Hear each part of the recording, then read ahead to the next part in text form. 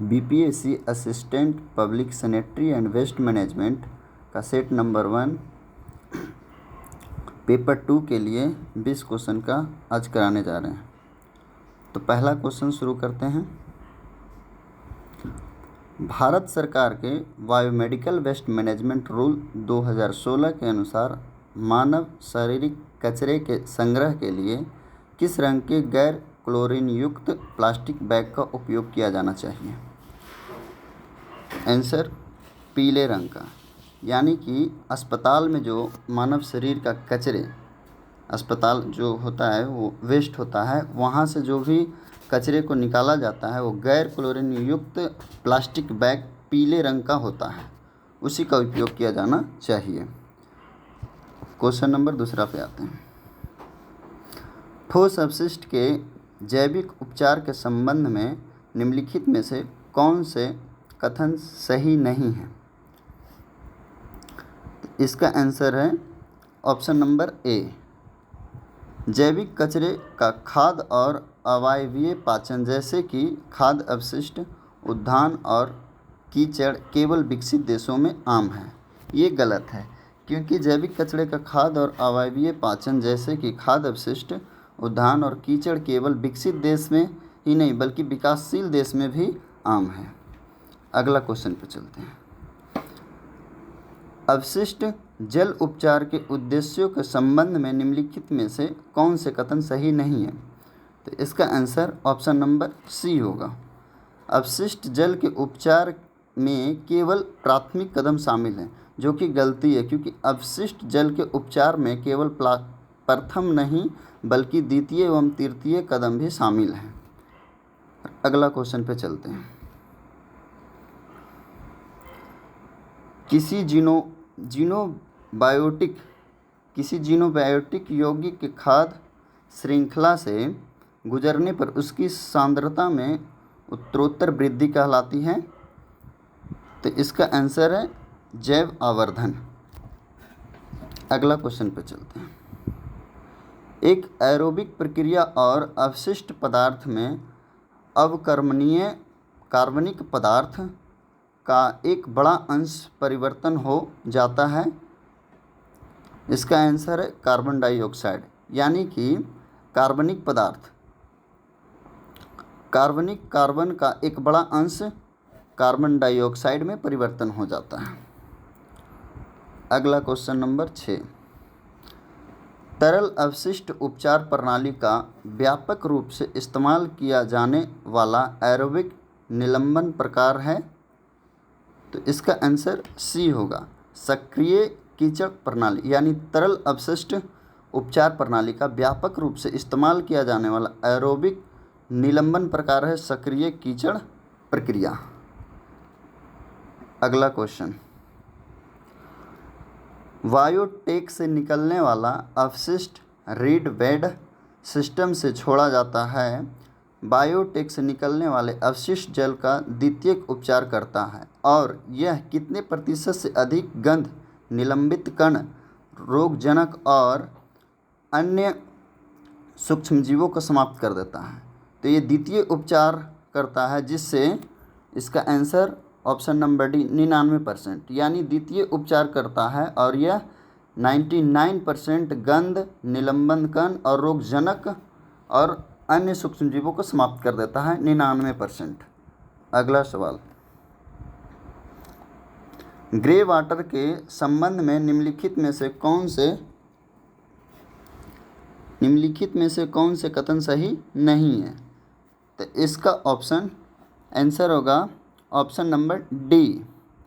यानी grey water bathroom और शौचालय से अपशिष्ट जल जिसमें फैलिक पदार्थ और मूत्र होता है। ये ऑप्शन गलत है। ऑप्शन ए, ऑप्शन बी और ऑप्शन सी सही है। उसको आप लोग बढ़िया तरीके से पढ़ लीजिएगा। अगला क्वेश्चन। रीड बेड सिस्टम किस प्रकार के अपशिष्ट जल के उपचार के लिए उपयोगी है? आंसर बी होगा, घरेलू अपशिष्ट जल। यानी रीड बेड सिस्टम किस प्रकार के अपशिष्ट जल उपचार के लिए उपयोगी है? तो घरेलू अपशिष्ट जल के लिए। अगला क्वेश्चन। पटना में ठोस अपशिष्ट प्रबंधक के अनुसार वर्तमान में प्रतिदिन कितनी टीपीडी कचरा उत्पन्न होता है? तो इसका आंसर है ए, ऑप्शन नंबर ए, 1000 से 1200 टन प्रतिदिन टीपीडी। अगला क्वेश्चन, पटना शहर में उत्पन्न निम्नलिखित नगर पालिका कचरे का मिलान करें। तो इसका ऑप्शन बी, ऑप्शन सी सही है। पेपर 4%, कपड़ा 5%, चमड़ा 2% और प्लास्टिक 6%। अगला क्वेश्चन, गैस के अणुओं को फोटोआयनीकरण किस वायुमंडल परत के तापमान प्रोफाइल को बनाए रखता है? यानी गैस के अणुओं का फोटोआयनीकरण किस वायुमंडलीय परत के तापमान प्रोफाइल को बनाए रखता है? तो इसका answer option C, thermosphere. Question number 13, पर्यावरणीय प्रभाव आकलन के अनुसार परियोजना के लिए जन सुनवाई अनिवार्य नहीं है जैसे? तो इसका आंसर ऑप्शन नंबर डी, भवन निर्माण परियोजना। यानी पर्यावरणीय प्रभाव आकलन के अनुसार, पर्यावरणीय प्रभाव आकलन में जब कोई हम परियोजना लगाते हैं निजी या फिर मतलब कोई कंपनी के द्वारा, तो उसमें पर्यावरणीय प्रभाव आकलन के अनुसार उसमें बहुत सारा प्रदूषण को लेकर के वो परियोजना बनाया जाता है, जिसमें प्रदूषण को देखते हुए सारा काम किया जाता है, परियोजना लगाया जाता है। लेकिन भवन निर्माण परियोजना में इसका कोई जन सुनवाई अनिवार्य नहीं है। अगला क्वेश्चन, खतरनाक अपशिष्ट प्रबंधक और लैंडफिल नियम 1989 के अनुसार रिसाइक्लिंग के लिए उपयुक्त अपशिष्ट तेल में पॉलीरोमैटिक हाइड्रोकार्बन की सीमा कितना प्रतिशत से कम होनी चाहिए? तो ये 6% से कम होना चाहिए। ऑप्शन नंबर बी इसका सही जवाब है।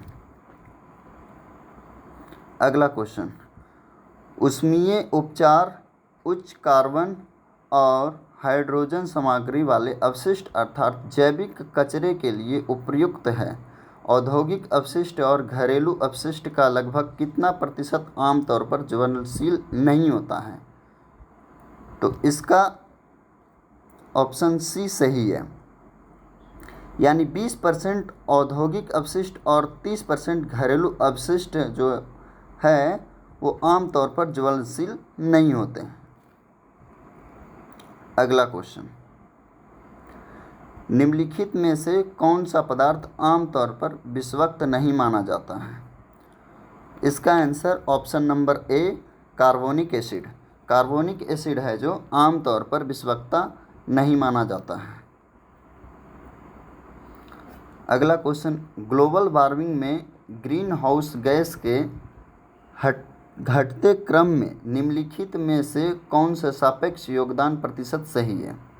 यानी ग्लोबल वार्मिंग में ग्रीन हाउस गैस के घटने क्रम में निम्नलिखित में से कौन सा सापेक्ष योगदान प्रतिशत सही है?